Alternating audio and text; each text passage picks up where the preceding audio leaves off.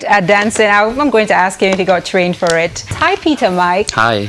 So this outfit,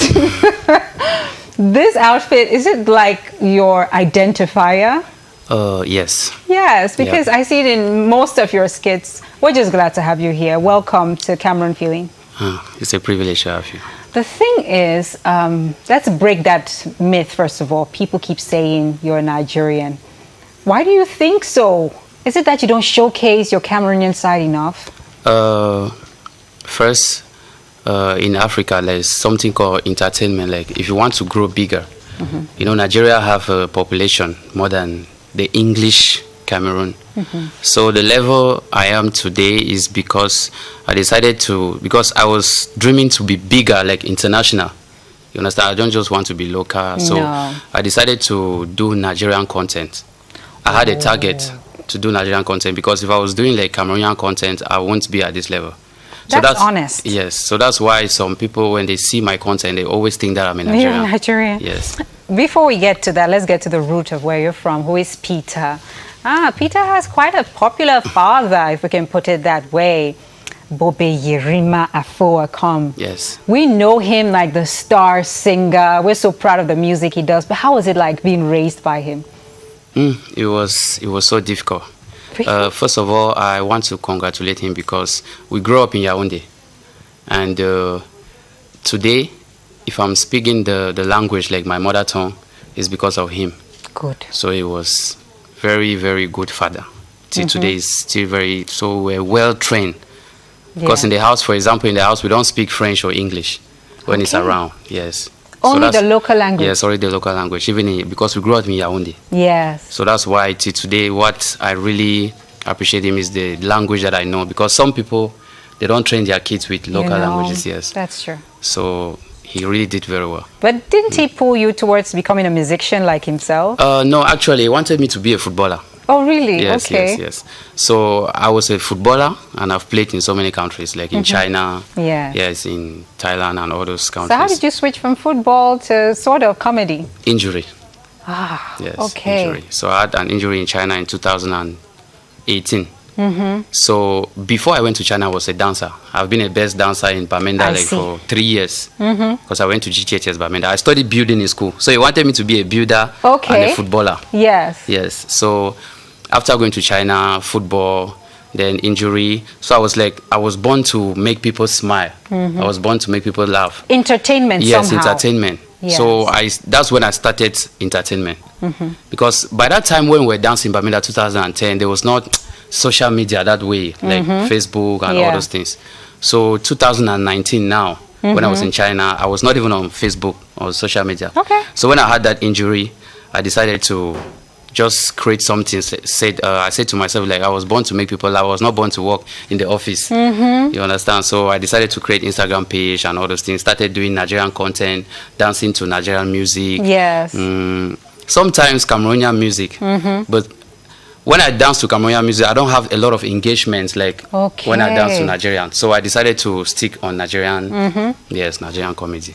Okay, so you started with dance because it's actually something you know how to do. Yes, dancing. But then that mimicry part, because you can dance on your own, do your own performances, but then to be able to copy what people do in such a funny way, how did that start? Okay, like, you know, in entertainment, there are some times when you do something over and over, people get bored. Yes. So you have to be very creative.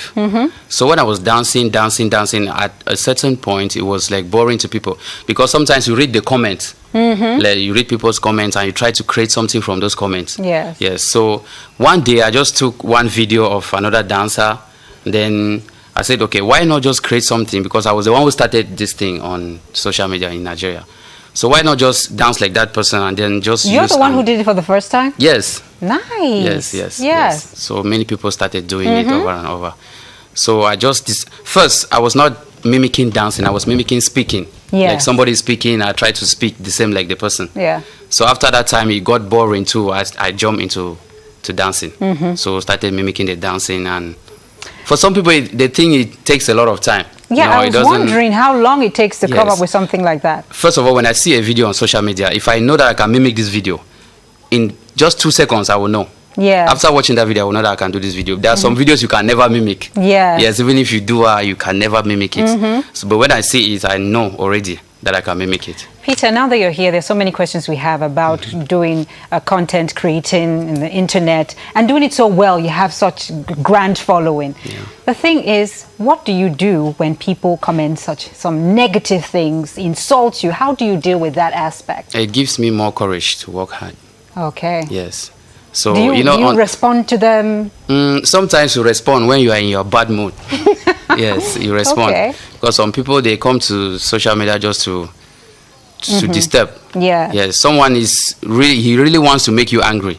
Yeah. Yes, he really wants to make you angry. He will come and comment in the rubbish. But we are used to it. We are used to it. It just makes us work harder. I like that perspective where it's like you're not going to run away and hide. Instead, it push you to create more. We are used to it. But then another thing that you do is you constantly have to renew yourself. Yes. Which is interesting. Yes. So how do you source for ideas like, what am I going to do next? What if tomorrow nobody wants to see me mimicking someone else? That's why I said you need to be very creative. Yes. Very, very creative. It's not easy. Make a talk Nigerian pidgin. Not be easy thing. No easy. You need to work hard. Like, man, there are sometimes I sit like this. I don't know what I will post the next day. Right? Yes, I don't know. But when I wake up in the morning, I don't know if Baba God just give inspiration. God wants to give you more money. Yes, just give me inspiration. I'll just say, okay, let me just do this thing. Sometimes I'm trying something just to try, and people will just like it. Yes. Yes, when people like it now, I do that thing over and over until they get bored. But when I do it over and over, in my mind, I already have another thing. So that when people get bored of this one, very important, I just skip to the other one. Yes. So you don't need to wait when people get bored before you create another thing. Yes. You create it when you are doing this one. So when they get bored, you just... But how do you feel when you start something and then so many people start doing it and some people even doing it better than you? How does that feel like? It feels like...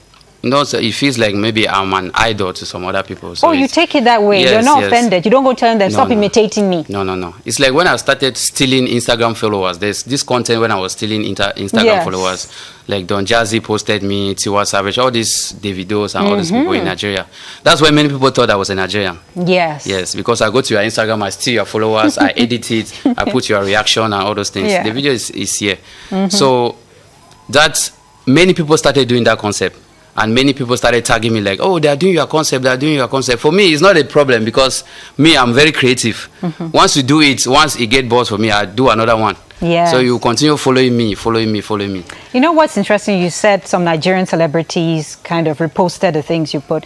The Cameroonian celebrities support you that way as well? I don't even know. You don't know yet if they do? I don't know. I think it's important if we are... It's a give and take, you know. Yes.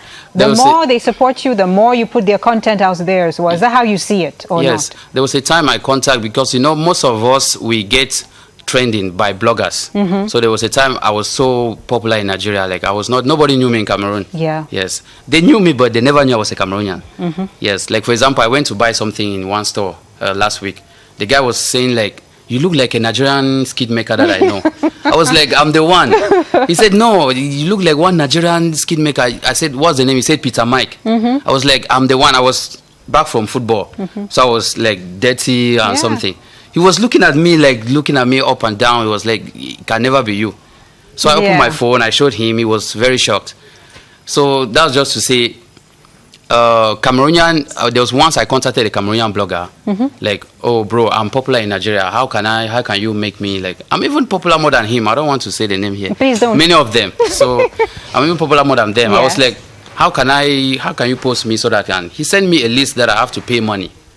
Like I was like, in Nigerian bloggers, like Tunde Enot and all those people, I'm very proud to say his name. They don't ask for anything. They just lift you up like this. But here in Cameroon, they want you to come to them and start. But me, they will come to me. Okay. Me, I don't.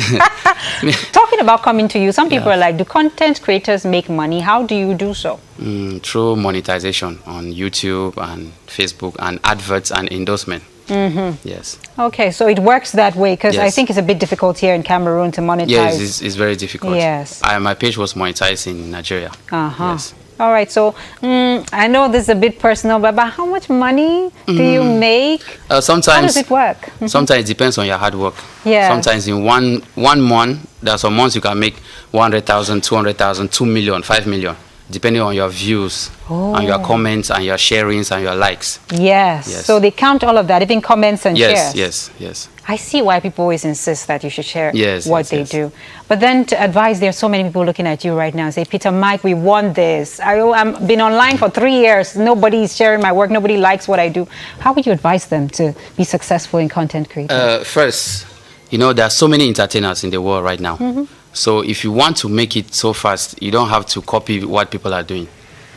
Social media, like especially for TikTok, I have over 600 and something thousand followers, and I just created a few months ago. On TikTok, it's like you need to be TikTok needs something that he has never seen before. So if you go and dance, there are so many dancers. Yeah. So if you post a video that you are dancing and you want to blow, let's say like that, you want to blow. There are so many dancers. TikTok is tired of dancers. So even if you want to dance, you need to do something more creative more than dancing. Yes. You understand? So when I came to TikTok, I started my Tanzania skits with these clothes where I asked those kids their names, like what's your name, all those things. Yeah. There was one day even my dad called me like, I saw you in Tanzania. I said, I'm not in Tanzania. He said, I saw you doing one video trending that you were asking the kids their names. Yeah. I said, it's editing. Because my editing is very good. Okay. I can edit the video with you, even if you are in abroad, they will think we are together. Okay. So when I started TikTok, I've never seen that type of content before. So that's when TikTok can easily push it. So that's why I always tell people that are coming up, don't copy what people are doing. Yeah. If you want to make it, do something creative so that somebody will see it and say, who said this one come up with this kind of inspiration, all these things. So that's what people want to see. They don't want to see what they're seeing others doing. Yeah, that's what makes me grow very fast. No, that's really honest and sincere. See, it's interesting how they were putting a video and you had the same outfit. It's so funny. Peter, your creativity is boundless. I just want to encourage people to go online and see his work. What he's saying is totally true, because you see one skit, the next one is different. You see, so there's a variety. You find your pick. For example, my favorite has always been the one where you're mimicking people. It's so uncanny that it's spectacular to watch. But then I also want to thank you for coming to Cameroon and identifying with this country, because it's easy to just disappear into the space of they think I'm Nigerian, so I'm going to embrace that. But you've come back. You see that lady over there? That is Alice Bay. And since it's about 1 month now, Alice is complaining that men just love taking money from women these days. Men? Men! It shocked me. It shocked you? Yeah, it shocked me. Really? Because I wanted to do your perspective on this as a man, that men don't want to work. They don't want to give women money again. They say women are always asking for money. This time is their turn to collect. Those they are lazy men now. Please tell your brothers now. Speak louder. Very lazy men. Very, very lazy men. Now, Juju. Very lazy men. Now, gigolos, that's what they call it in French. Yeah, that's what she's been calling them the whole time. Yeah, gigolos. They are lazy men. Because someone that is hardworking, man. Because I believe that men, we will work for women. Yes, we take care of women. Women are meant to be taken care of. Yes. That's a good So one. all those men are lazy men. They are lazy men. Most of them lives in their parents' house. You understand? So because if you live alone, you will not do that type of thing. Yes, because if you have, you're not going to complain about women wanting, and then you give freely. Yes, and sometimes the money is not coming from young women. Yes, sometimes. It's older women, right? Yes. So those type of men, they go for older women. So they're actually working. They're not loving. Yes. They're working. It's their job. Part time. All right. So do you do anything other than comedy skits? Actually, I studied building in school. Yes. But now, the level at which I am right now, the money is good. I swear. I don't know if you go shanty again. All right. So I'm doing only comedy right now. Skate making. Peter, thank you so much for spending this morning with us. Thank you so much. And you can come back anytime, but we have just a special song for you. I know you're just going to smile like, I guess I know what you're going to play. It is dedicated to Peter. It's Daddy's song, but it's also to all of you watching. Thank you so much for watching Cameroon Feeling. And until Thursday, stay cheerful. C'est la garantie de la paix chez nous.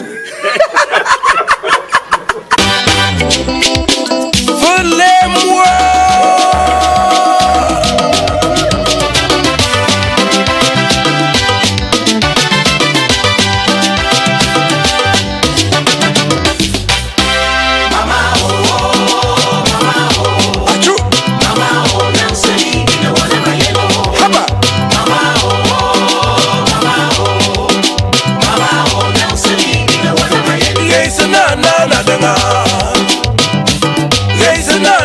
Senga botrin si yesu su ya sanse